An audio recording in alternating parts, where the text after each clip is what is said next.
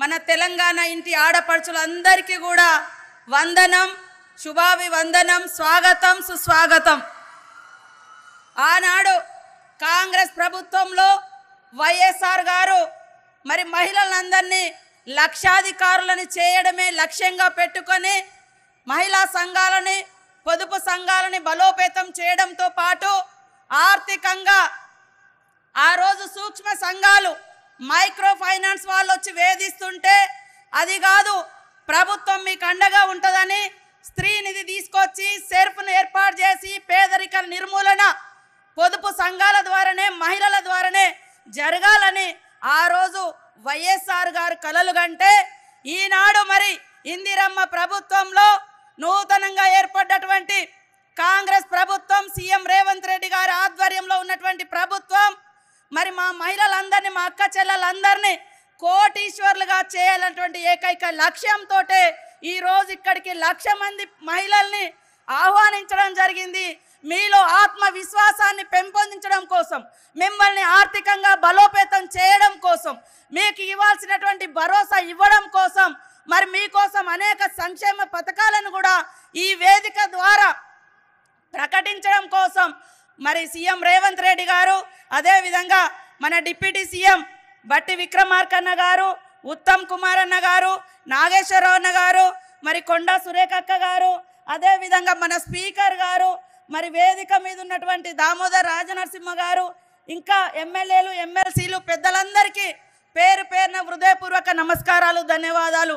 పత్రికా మీడియా సోదరులకు, పోలీస్ అధికారులకు, ముఖ్యంగా మరి మా అనితా రామచంద్రన్ గారు, సిఎస్ గారు, శాంతకుమారి గారు, సుల్తానియా మా ప్రిన్సిపల్ సెక్రటరీ గారు ఈ ఏర్పాట్లలో తనములకలై మరి పనిచేసినందుకు సంబంధిత అధికారులందరినీ కూడా అభినందిస్తూ ఉన్నాను.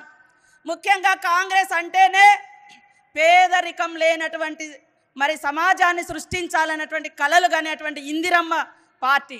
మరి కాంగ్రెస్ అంటేనే మహిళలకు మొట్టమొదటిసారి గ్రామ పంచాయతీ నుంచి జిల్లా వరకు 33.3% రిజర్వేషన్స్ ఇచ్చి మీరు వంటింటి కుందేలు కాదు, రాజకీయాల్లో కూడా రావాలి, నిర్ణయాధికారంలో కూడా మీరు భాగస్వాములు కావాలి, ఎలాంటి చట్టాలు కావాలి, ఎలాంటి నిర్ణయాలు తీసుకోవాలో దాంట్లో కూడా మనం ఉండాలని ఆ రోజు రాజీవ్ గాంధీ గారు 33% రిజర్వేషన్ కూడా తీసుకొచ్చి గ్రామ పంచాయతీలలో మరి మనకు రిజర్వేషన్ కల్పించింది కూడా కాంగ్రెస్ ప్రభుత్వమే. అదేవిధంగా ఈరోజు మరి సమయం తక్కువ ఉన్నందున నేను ఒకటే చెప్పదలుచుకున్నా, ఇది మహిళా ప్రభుత్వం అని చెప్పడానికి సోనియమ్మ ఇచ్చినటువంటి అత్యంత గ్యారంటీలలో మహాలక్ష్మి గ్యారంటీ మరి మహిళలకు సంబంధించిందే. ఇప్పటి వరకు రాష్ట్రంలో మహిళలు 30 కోట్ల మంది మహిళలు ఉచిత బస్సు ప్రయాణాన్ని వాడుకోవడం జరిగింది.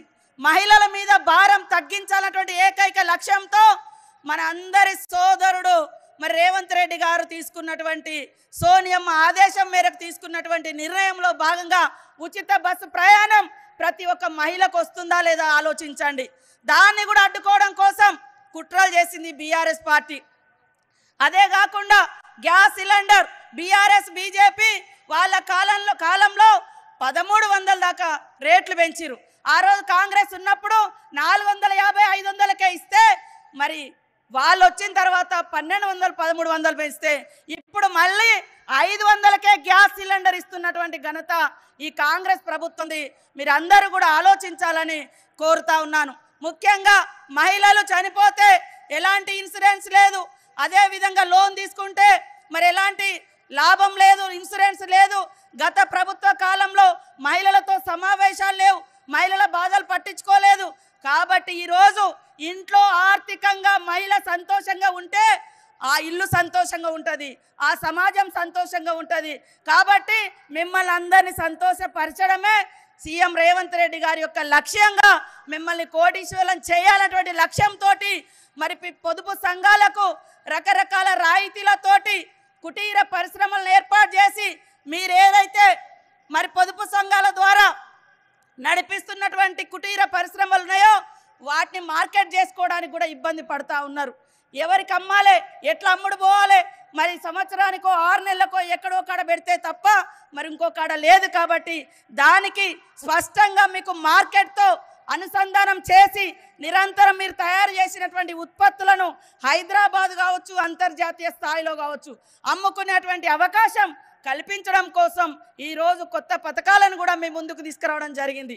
ఈరోజే మరి సీఎం రేవంత్ రెడ్డి గారి ఆధ్వర్యంలో టీ సేఫ్ అనేటువంటి ఒక యాప్ను తీసుకొచ్చి మహిళలు ఎటన్నా పోతుంటే మరి అక్కడ పోయిన తర్వాత ఏమైతే తెలియదు కాబట్టి పోలీస్ శాఖ ద్వారా మీ ప్రయాణాన్ని కూడా ఎప్పటికప్పుడు తెలుసుకుంటూ ఏదైనా ఆపదలు ఉంటే వెంటనే పోలీస్ అధికారులు వచ్చి పోలీస్ శాఖ వచ్చి మహిళల్ని రక్షించేటువంటి స్కీమ్ను కూడా ఈరోజే లాంచింగ్ ప్రారంభించడం జరిగింది.